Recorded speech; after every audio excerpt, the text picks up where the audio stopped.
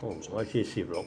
係啦，有啲序嚇，咁啲序係啦，係啦，咁咧你就將你嗱呢啲全部都 number 嚟嘅。好啦，咁可以俾人睇埋得㗎。呢度咧就我哋啲人生咧代表咧就係即係數字人生啊嘛，數字代表人生。咁人生咧有陣時我哋有啲序啦，好似有啲序。咁有啲序嘅話咧，就好似頭先咁樣咧，就嗰啲序咧，我哋用人嘅方法咧，就將佢咧就係攞出嚟，將佢攞出嚟。咁甚至咧就係我哋咧將啲序咧擺個面度。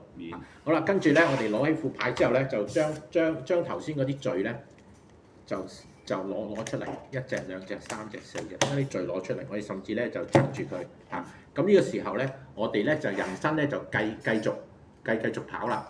咁由一個階段咧就變成兩個階段。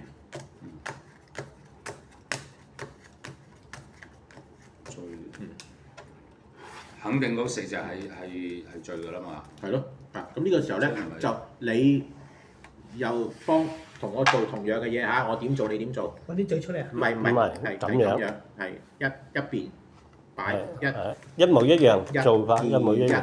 2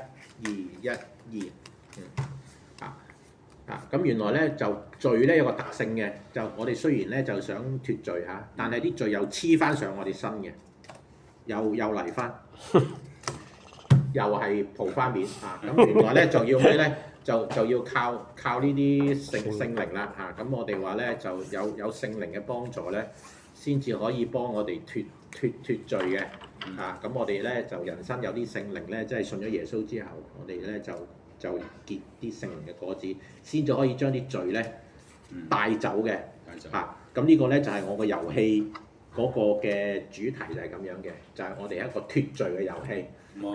但係個魔術咧係帶，即係話俾人聽我個遊戲嘅主題同埋個玩法就係咁樣嘅，就係話我哋抽到張罪咧就唔出得，唯有就靠聖靈嘅幫助咧，我哋先至可以脱罪。係啦，盡快脱罪，盡快出晒啲牌咧，咁我哋就上天堂啦嚇，即係咁嘅意思啦嚇，咁我就為之贏啦。咁原來咧，究竟嗰啲罪點解我哋脱唔到咧？原來啲罪嘅真面目咧係魔鬼嚟嘅。